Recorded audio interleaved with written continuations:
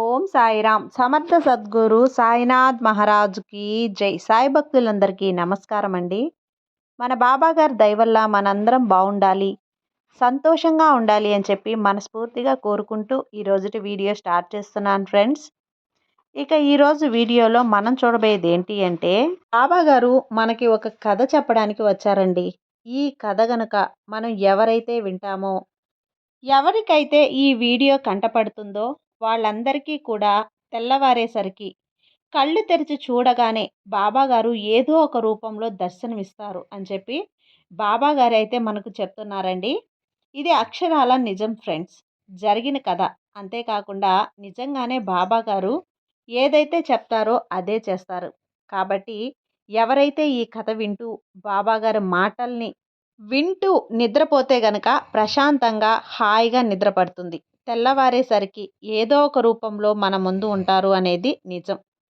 అంటే లేవగానే మనం బాబాగారి ఫోటో కనపడడం కానివ్వండి, బాబాగారి పాట వినటం కానివ్వండి, లేదంటే ఎవరైనా బాబాగారి గురించి చెప్పడం కానివ్వండి, ఇలాంటివన్నీ కూడా మనం నిద్ర లేవగానే బాబాగారి దర్శనమిస్తారు అని చెప్తుంది. ఈరోజు బాబాగారు చెప్పే కథ విందాం. మనలాగే బాబాగారికి ఒక భక్తురాలు, అంటే తను చాలా కష్టపడి 4 ఇళ్లలో పని చేసుకుంటూ కష్టపడుతూ బాబాగారినే నమ్ముకుంటూ, బాబాగారు అంటే చాలా ఇష్టం అన్నమాట. అయినా సరే తనకి ఎన్నో రకాల బాధలు. తనకి 2 పిల్లలు ఉన్నారు.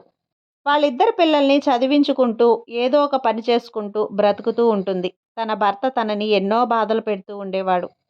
రాత్రి ఇంటికి వెళ్ళగానే కొడుతూ ఉండేవాడు, లేదంటే తాగడానికి డబ్బులు ఇవ్వమని తనని ఎన్నో రకాల బాధలకు గురి చేస్తూ, తను పనిచేసే ఇళ్లకు వెళ్ళే వాళ్ళు నువ్వు సరిగ్గా పనికి రావటం లేదు, టయానికి రావటం లేదు అనటం.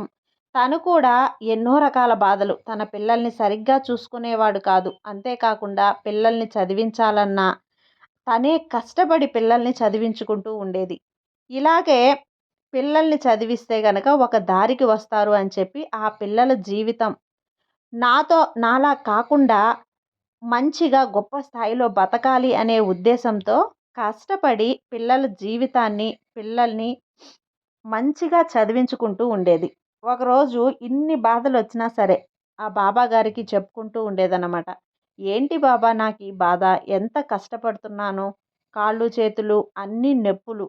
ఇంటికి వెళ్తే కొంచెం కూడా అన్నం అనేదే ఉండేది కాదు. తను అలా ఎన్నో బాధలు పడుతూ ఉండేది. నేను మనశ్శాంతిగా ఉండాలంటే నాకు మనశ్శాంతి లేదు. బాబా నాకెందుకు ఈ బాధలు అని బాధపడుతూ బాబాకి తన బాధనంతటినీ కూడా చెప్పుకుంటూ ఉండటం.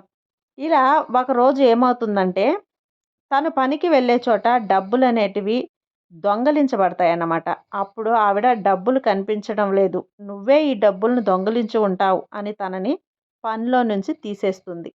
తను ఎంతగా చెప్తున్నా కూడా ఆమె నిజంగా ఏమి దొంగలించకపోయినా కూడా తన డబ్బులు కనపడకపోయేసరికి తనకి ఉన్న పని కూడా పోతుంది. నేను నా కుటుంబాన్ని ఎలా బ్రతకాలి, ఎలా బ్రతికించుకోవాలి అనే దిగులుతో అలా నడిచి వస్తూ ఉండేదన్నమాట. అక్కడ బాబాగారు గుడి కనిపిస్తే ఆ గుళ్ళోకి వెళ్ళి కూర్చుంటుంది. తనకి ఏం చేయాలో అర్థం కావటం లేదు అని ఏడుస్తూ కూర్చొని ఉంటుంది.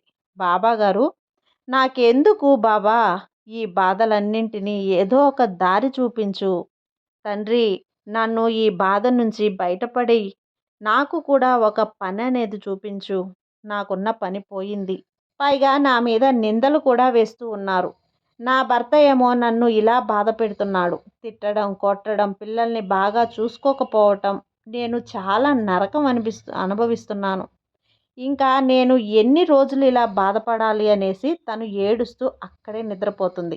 అప్పుడు బాబాగారు కల్లో కనిపిస్తారు. తల్లి, నువ్వు బాధపడకు, నీ కర్మ అనేది, నీ కర్మ ఫలాలు అనేవి తీరబోతున్నాయి. నీకు ఇంకా 9 నెలల 12 రోజుల దాకా ఈ కర్మ ఫలాలు అనేవి అనుభవించాల్సి ఉంటుంది. ఈలోపు నీ కర్మ అనేది తీరిపోతుంది బిడ్డ. అంతవరకు ఈ బాధలనేవి నువ్వు భరించాల్సిందే అని బాబాగారు చెప్పారు. ఆ తర్వాతే నీకు విమోచనం అని చెప్పి కల్లో కనబడి తనకు చెప్పేసి వెళ్ళిపోతారు.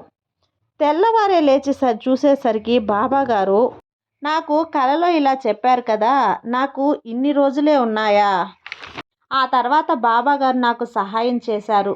నేను ఇన్ని రోజులు బాధపడ్డాను. బాబాగారు నాకు త్వరలోనే విముక్తి అనేది ప్రసాదిస్తారు అని బాబాగారి మాటల్ని నమ్మి తన పనికి తాను వెళ్ళి తన పని తాను చేసుకుంటూ ఉండేది. మనం ఎన్నో బాధలు పడుతూ ఉంటాం. కష్టం తర్వాత కష్టం వస్తూనే ఉంటుంది. అలాంటప్పుడు ఏం చేయాలి? పోయిన జన్మలో తెలుసో తెలియకో చేసిన తప్పులన్నీ ఈ జన్మలో అనుభవిస్తూ ఉంటాము. ఇది సాధారణంగా జరుగుతూనే ఉంటుంది. ఈ కథ మనకు బాబాగారు ఇలా చెప్తున్నారు. ఎవరైతే బాధలతో మనశ్శాంతి లేకుండా నిద్రపోతూ ఉంటారో, ఎన్నో కష్టాలు, ఏంటి బాబా నేను ఇంత కష్టపడినా నాకు జాబ్ దొరకడం లేదు, మనశ్శాంతి అనేదే లేదు అని చెప్పి బాధపడుతూ ఎవరైతే ఉంటారో వాళ్ళందరికీ కూడా ఈ వీడియో వెళ్ళి చేరుతుందండి. మనకు కూడా ఇలాంటి ఓదార్పు బాబాగారు తెలియజేస్తున్నారు. బాబాగారు ఈ కథ చెప్పారు. రాత్రికి పడుకొని నిద్ర లేచేసరికి మనకు బాబాగారు ఎలాంటి దర్శనాన్ని ప్రసాదిస్తారో అని చెప్పి మీరు 1000 కళ్ళతో ఎదురు చూస్తూ నిద్ర లేచేసరికి ఖచ్చితంగా బాబాగారు ఏదో ఒక రూపంలో అందరికీ మంచి శుభోదయంగా దర్శనమిచ్చి మంచిగా ఉండాలి అని చెప్పి బాబాగారి ఆలోచన. కాబట్టి బాబాగారు మనకు తోడున్నంత వరకు ఎలాంటి దిగులు లేదు. బాబాగారి మీద నమ్మకంతో ఉండండి. అంతా మంచే జరుగుతుంది. సర్వే జన సుఖినో భవంతు. జై సాయిరాం.